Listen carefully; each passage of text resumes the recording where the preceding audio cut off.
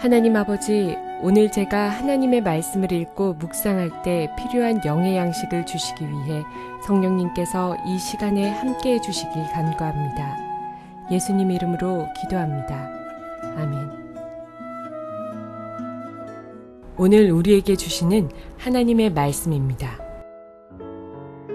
너를 위하여 새긴 우상을 만들지 말고 또 위로 하늘에 있는 것이나 아래로 땅에 있는 것이나 땅 아래 물속에 있는 것에 어떤 형상도 만들지 말며 그것들에게 절하지 말며 그것들을 섬기지 말라.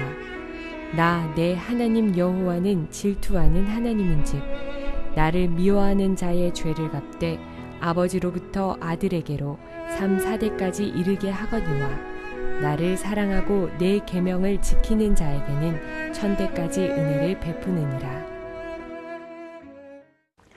사랑하는 성도 여러분, 평안하셨습니까? 오늘도 주님께서 주시는 말씀과 함께 은혜로운 하루를 살아가시기 바랍니다. 오늘 우리에게 주실 하나님의 말씀은 출애굽기 20장 4절에서 6절 말씀입니다. 제2계명입니다.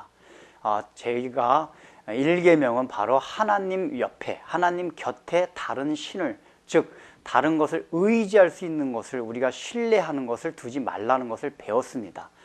즉 1계명을 통해서는 하나님만이 참 신, 즉 하나님만이 참 의지하고 하나님만이 신뢰할 수 있는, 온전히 주라고 부를 수 있는 분이다 하는 것이 1계명이었습니다.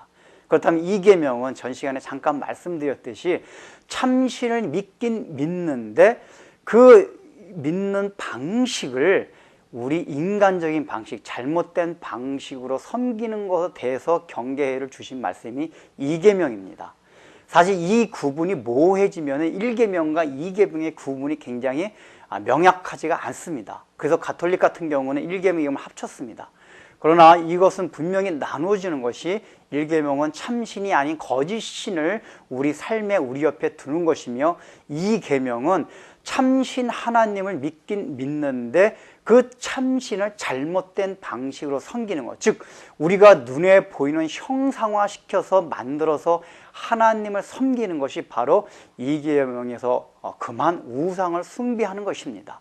그냥 우상이라고 하면 거짓신과 마찬가지입니다. 2계명에서 나오는 여기에 잘못된 형상, 우상이라는 것은 1계명에 나타난 거짓신, 우상 그런 것에 해당되는 것이 아니라 하나님을 형상화시킨 것, 다시 말하면 참신 하나님을 예배드리고 섬기는데 그것을 우리들의 생각과 우리들의 신념과 우리들의 방식대로 섬기는 것을 말합니다.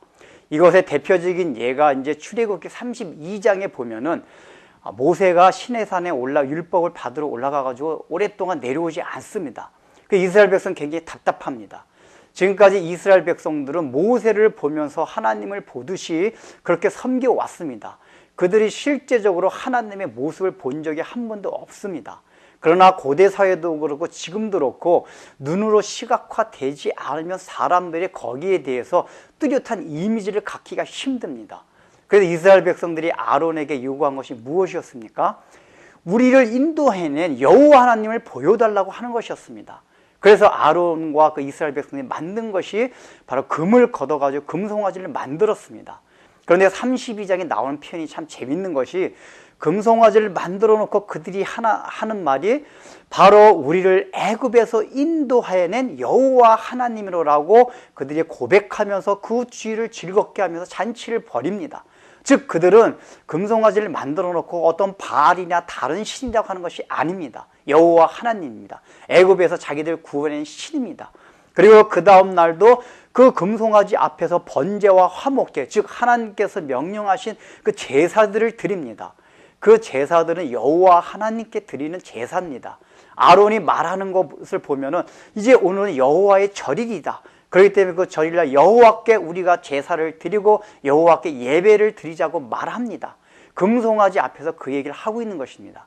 이 얘기는 이스라엘 백성과 아론이 금송아지를 절대로 다른 신으로 생각한 것이 아니라 여호와 하나님으로 생각하고 섬겼다는 것입니다.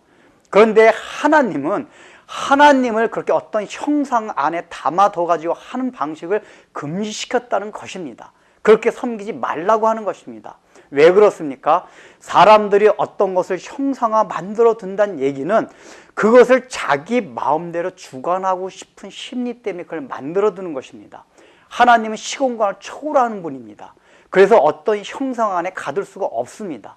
하나님은 어떤 형상을 만들어서 그 안에 가두어두게 되면은 참으로 모든 시공간을 초월하신 그 하나님의 능력이 제한을 받게 되는 것입니다. 그 모든 우상마다 특징이 있지 않습니까? 바다의 신, 하늘의 신, 그런 신들의 우상의 특징이 무엇입니까?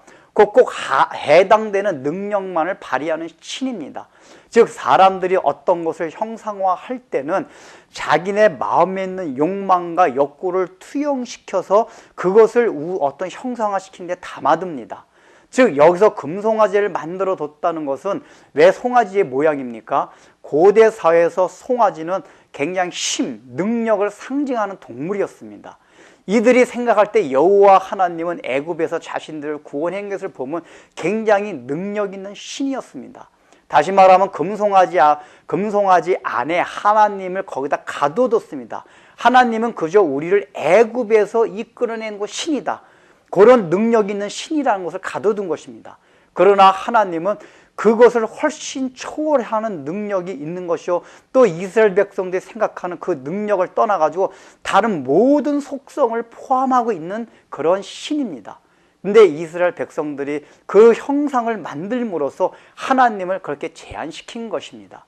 하나님께서 바로 어떤 형상을 만들지 말라고 하신 것은 그렇게 하나님을 제한하기 때문에 만들지 말라고 한 것입니다. 이것이 오늘날 우리에게 어떤 교훈을 줍니까? 오늘날도 우리는 여전히 하나님을 섬기되 나의 방식대로 나의 신념대로 섬기는 경우가 너무 많이 있습니다. 하나님에 대한 지식이 없습니다. 그래서 이 방법으로 섬기는 것이 하나님을 가장 잘 섬기는 거다라고 생각을 하는데 하나님 입장에서 볼 때는 그것이 아닐 때가 많이 있다는 것입니다. 우리가 성경을 통해서 하나님을 더 깊이 알아가고 지식을 알아야 되는 이유가 있습니다. 바로 하나님을 하나님 댁에 바르게 섬기기 위해서 그것이 필요한 것입니다. 우리가 그런 하나님에 대한 지식이 확실치 않을 때 얼마든지 우리도 어떤 형상을 만들어서, 즉 우리 안에 신념 안에 하나님을 가둠으로써 우리가 생각하는 하나님으로 전락시키고 그 하나님을 우리가 얼마든지 섬길 수 있다는 것입니다. 여러분은 혹시나도 여러분 신념과 여러분의 생각과 여러분의 의지 안에 하나님을 가두고 그렇게 섬기진 않습니까? 그러지 않으려면 우리가 성경을 통해서 하나님의 무궁무진하신 속성과 성품과 능력을 자꾸 배워야 합니다.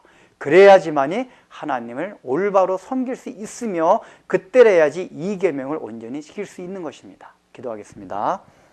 하나님 아버지, 오늘날 우리는 우리의 신념 안에 생각 안에 어떤 형상을 만들어 놓고 하나님을 그 안에 가두고 섬기는 때가 얼마나 많은지 알 수가 없습니다. 성경에서 하나님께 요구하시는 것과 상관없이 우리의 뜻대로 얼마나 하나님을 섬기고 살아갑니까? 이를 위해서 우리가 성경을 열심히 배우고 정말 하나님의 그 속성과 하나님의 능력과 하나님의 가신 그러한 사역들이 얼마나 무궁하신가를 날마다 배우게 하여 주시고 그 지식을 바탕으로 하여 하나님을 바르게 섬김으로써 우상을 숭배하지 않는 그러한 하나님 아버지의 삶을 살아가게 하여 주옵소서. 예수님의 이름으로 기도드립니다. 아멘.